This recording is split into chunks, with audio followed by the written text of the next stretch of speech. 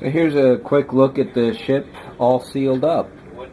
So I'll definitely turn the lights on, but unfortunately while these LEDs on the main hull look white in person, they're definitely going blue on the video, which is a shame. You can see I've got a lot of light leak I got to cover up. I put an orange LED in the front there. That lights up the little bit fairly well. Maybe I can pull out some detail pieces here and show you what those look like on there. Or maybe oh, here they are. I knew they were close by. So here's the remaining pieces that are not on this model yet, and basically I have to do all the body filling before I actually get this far. So there's this end piece here, which I've already jammed the engine into. So let's take a look at that. It's too bright to show up, unfortunately. Let's get the lights going here again. Yeah, it's going to be far too bright to show up with the contrast, but there's a lot of detail in there and it looks really good, and I think overall this engine glow is going to look really nice, even at angles like that right there. Over on the front, of course, oh, lost it, we got these nice hemispheres here. So for that, basically what I need to do is frost these. I don't know if crazing them with some CA will work, but I will be putting, there's 3 LEDs in here and it's probably too bright to show up on the video, but I'll have to put some wax paper back here to diffuse those, and then putting the cap on top is going to look really nice. I'll probably have to trim down the front here a little bit to make it fit properly. And the other one detail is the plasma gun, which is fairly centered, and once that's painted up, that'll look really good too. So let's get some lights on here, and I don't want to break these wires, so I'll unplug this. I do have the tail fin, so let me go and get that. Nope, it's still soaking now that I think of it. I'm trying to remove the paint on it because it's a resin piece, and when I painted it, it got fisheye all over the place. So I'm stripping the paint off that now, and once that's done, it has 2 registration holes. I'll probably chop off the pins and bring one of these wires to each side, port and starboard, and then run them along the entire length, so I can just, and there's magnets under here too. So what I will do, see if I can demonstrate that. Where's the other one? There it is. So there's a magnet on this side and a magnet on this side. So my plan is to have the wires close to the magnet, and basically I'll use that to hold them in place. So there will be no wiring holes on this whatsoever, which is going to be really good. Overall, the fit went pretty well all along the edges here, and I will attach a clip of the video of this wing chopped off in a second. So for full disclosure, here is exactly how bad this wing snap is. The tape is kind of holding it in place, and yeah, it's the entire side fully broken off.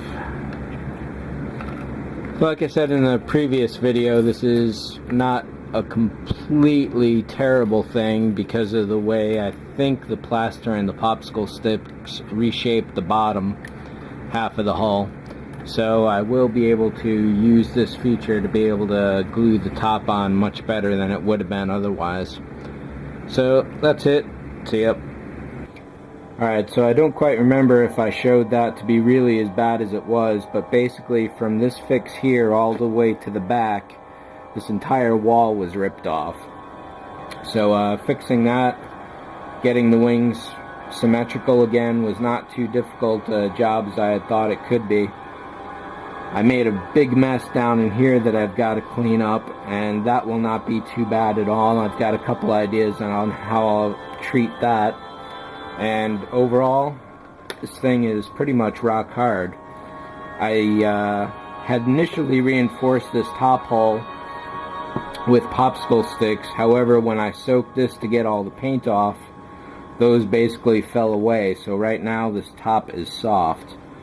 So as long as I don't really put any pressure on it, it should be alright. However, this bottom is definitely solid.